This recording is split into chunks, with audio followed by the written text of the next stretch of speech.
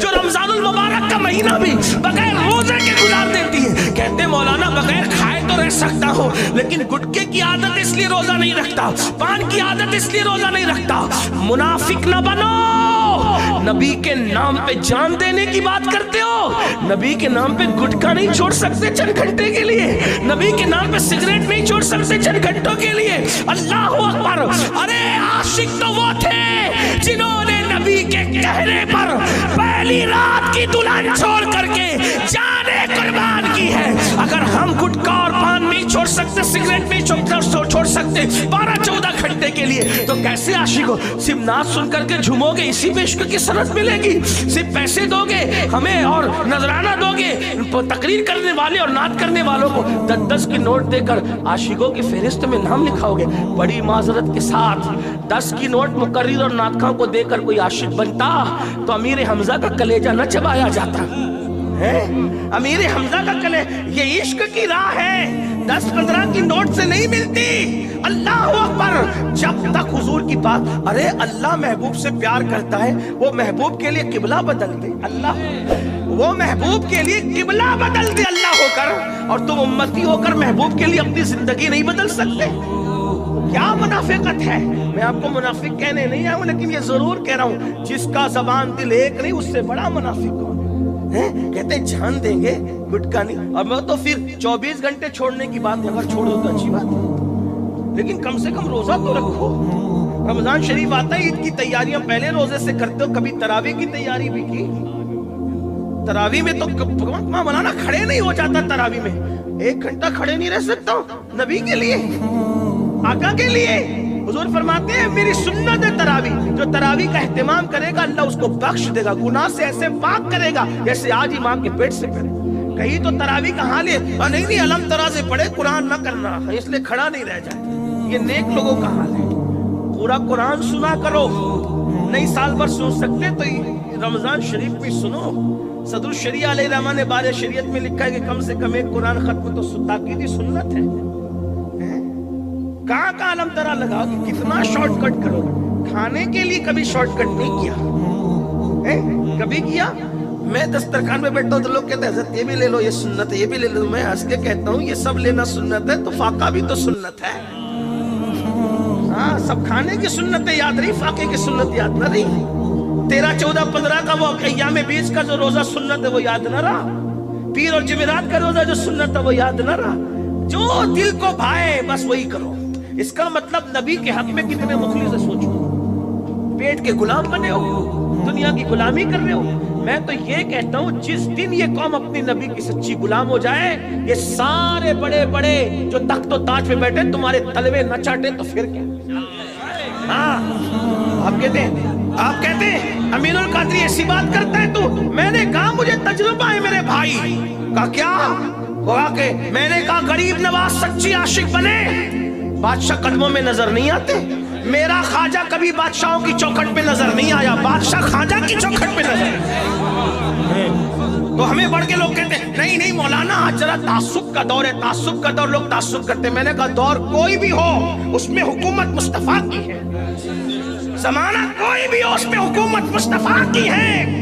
اللہ نے ان کو حاکم کل اور مالک کل بنا کر کے پیدا فرمایا ہے.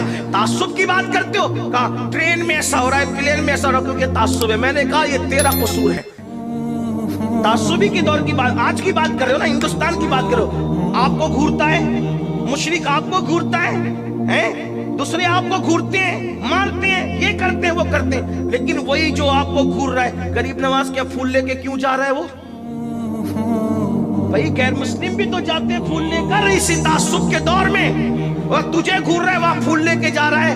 تو غریب نواز کہیں گے نادان, تو منافق بنا, تو سچا مومن نہیں بنا, پاپی بنا, اس لیے تجھے گھورا جا رہا ہے. اگر میری طرح مسلمان بنے گا تو آج کے دور میں بھی دنیا تجھے پھول پیش کرنے پہ مجبور ہو جائے.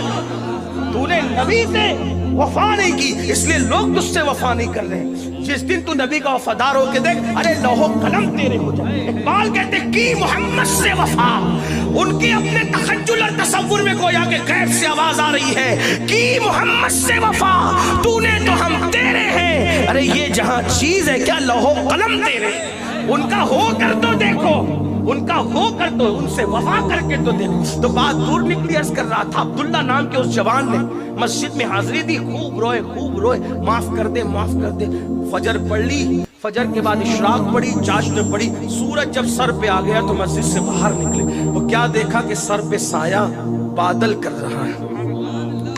एक साथ में बड़े मियाँ भी चल रहे थे, तो उन्होंने कहा बड़े मियाँ आप कितने अल्लाह के मुकद्दस बंदे हैं कि ये साया आपके सर पे बादल करेगा। नहीं बेटा आपके सर पे का नहीं, हमारी रात कैसे गुजरी वो तो हम जानते हैं हज़रत, ये बादल आपके सर पे। बड़े मियाँ खुश हो गए मेरे सर पे। लेकिन जब दोनों का रास्ता बदला तो बड़े मियाँ के सर पे बादल नहीं था, उस जवान के सर पे बादल था जिसे अब्दुल्ला कहते हैं। अल्लाह को जवानी भी पसंद है और जवानी की तौबा भी पसंद है और जवानी की इबादत भी पसंद है। हदीस पाक में आता है जब जवान तौबा करता है तो उसकी खुशी में फरिश्ते 40 दिन तक नूर की किंदीलें रोशन करते हैं और एक दूसरे को कहते हैं आज जवान ने तौबा की, जवान ने तौबा की, जवान ने तौबा। जवानी की तौबा बड़ी मकबूल है, अल्लाह आओ तौबा के, हम सब तौबा अल्लाह को मनाए। तो जवान अब्दुल्ला के सर पे बादल था, आंखों में आंसू थे। अल्लाह मैंने रात कैसे गुजारी तूने किसी को नहीं बताया और तौबा की तो मेरी इज्जत बढ़ा दी, अब तो मैं तेरा ही होकर रहूंगा, कहीं नहीं जाऊंगा मौला, कहीं नहीं जाऊंगा। अब अब्दुल्ला को तौबा के बाद ख्याल आया मैंने आलिम बनना है।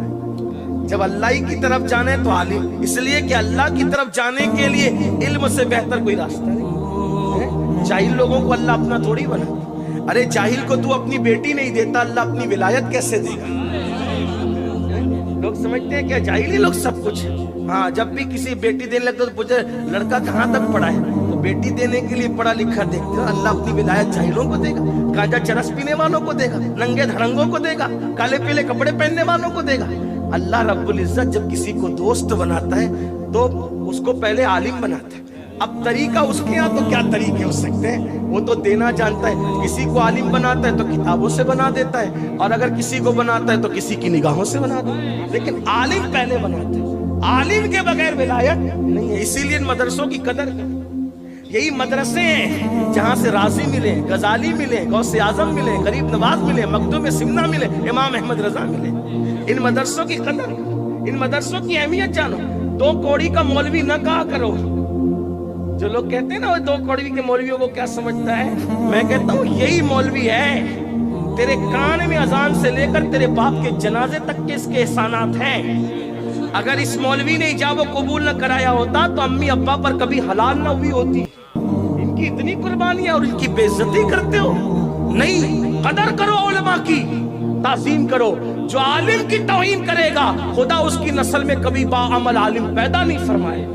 आलिमों के सरकार गरीब नवाज कहते हैं एक बंदा हमारे दौर में मर गया, मरने के बाद किबले की तरफ उसका चेहरा नहीं होता था। लोग परेशान हुए किबले की तरफ चेहरा करते करते, तो किसी अल्लाह के वली ने कहा मत करो, नहीं कर सकते। क्यों? क्योंकि ये उलमा मशाइख को देखकर चेहरा फेर लेता था।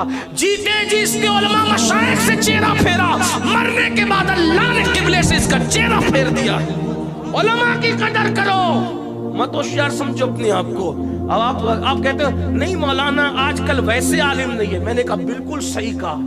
अगर वैसा आलिम नहीं, अबू बकर सिद्दीक जैसा आलिम नहीं है, तो तू भी तो अबू हुरैरा जैसी अवाम नहीं है ना। मैं हज़रत अबू हुरैरा को अवाम नहीं कह रहा हूँ, लेकिन सिद्दीक अकबर के एतबार से देखे, जब सिद्दीक अकबर मुसल्ले पर थे तो अबू हुरैरा पीछे थे। अगर अबू बकर जैसा इमाम ढूंढने लगा है तो तुझे भी तो अबू हुरैरा जैसा मुक्तदी बनना चाहिए ना। तू एक बार मेरे किसी दोस्त ने कहा कि सैयद ये बता, मेरी मस्जिद का इमाम झूठ बोलता है, उसके पीछे नमाज पढ़ूं कि नहीं पढ़ूं? मैंने कहा अगर अभी कुछ कहता हूं तो ये मेरे नाम से जाके फितना करेगा। तो मैंने कहा अगर तुझसे कम बोलता है तो पढ़ लिया कर, तुझसे कम बोलता है पढ़ लिया कर, ज्यादा बोलता है तो फिर अलग बात है, फिर मुफ्ती साहब से जाके पूछ ले। तो वो क्या पता, कलमा का तर्जुमा नहीं आता, उलमा को नापने चले हैं। यही तो है ना, कलमे का तर्जुमा नहीं सुना सकते। गर्मी और सर्दी में इस्तिंजा के जो अलग अलग तरीके वो नहीं बता सकते, है ना। لیکن علماء کے پیچھے پڑے، اس کا تو پیر نہیں ٹکتا، اس کا تو یہ نہیں ہوتا، اس کا تو وہ نہیں ہوتا۔ اللہ کے بندو، اصلاح کرنے کا طریقہ ہے، کیسے کریں؟ میں نے کہا امام حسن امام حسین سے سیکھیں۔ ایک مرتبہ ایک بوڑھے کو دیکھا وضو کرنا نہیں آتا، تو دونوں شہزادوں نے آنکھوں میں بات کی، کہا بڑے میاں کو وضو کرنا نہیں آتا، کہا ٹوکیں گے تو دل دکھے گا۔ دیکھو دل کا کتنی کا خیال ہے۔ دونوں شہزادے پوچھے، کہا چچا جان ہم بچے ہیں، ہم چاہتے ہیں کہ آپ کے سامنے وضو کریں، ذرا دیکھیں ہمیں صحیح کرنا آتا ہے کہ نہیں آتا، اگر ہمارے وضو میں کوئی غلطی ہو تو آپ اصلاح کر دیں۔ بڑے میاں نے کہا بچوں کرو، تو دونوں نے، وہ نبی کی گود میں پلے ہوئے ہیں، علی کی جو ہے وہ پشت سے پیدا ہوئے، سیدہ کی کوکھ میں جو 9 مہینے تک رہے ہیں، انہوں نے جب وضو کیا تو بڑے میاں نے کہا کون ہو تم؟ تو کہا حسن و حسین، میں نبی کے نواز۔ پیشانی چوم کے رونے لگے، کہا شہزادو تم سے کہاں غلطی ہو، غلطی تو میرے وضو میں تھی، کتنے خوبصورت انداز میں تم نے میری اصلاح کی۔ اصلاح کے طریقے ہوتے میرے بھائی، ہنگامہ نہ کیا کرو۔ مولانا نے سے کہا، مولانا بھی تو انسان ہے میرے بھائی، اس کو معصوم کیوں سمجھتے ہو؟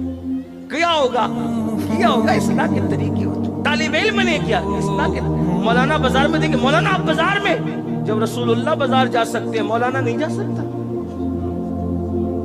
مولانا اپنی بیوی کو بائک میں لے کے گھوم رہے ہیں، کیا ہو گیا؟ قیامت آ گئی، بیوی کو تو اپنی بیوی کو لے کے گھوم سکتے ہیں، مولانا کی بیوی کا دل نہیں ہے۔ جب رسول اللہ اپنی سواری پر اپنی زوجہ کو بٹھا سکتے ہیں، مولانا اپنی بیوی کو اپنی سواری پہ نہیں بٹھا سکتا؟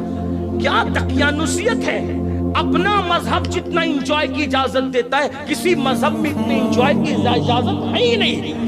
تنگ ہم کر رہے ہیں مذہب کو، اور یہ تنگی کا نتیجہ ہے کہ لوگ مذہب سے بدزن ہو رہے ہیں۔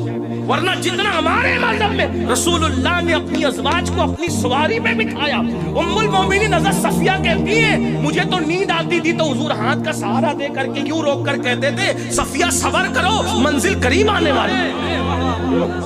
اور ہم کہتے ہیں مولانا بیوی کو بائک پہ لے گھوم رہا ہے، مولانا کی بیوی کا دل نہیں، مولانا کا دل، وہ مولانا بن کر کے اس نے غلطی کر دیا کیا؟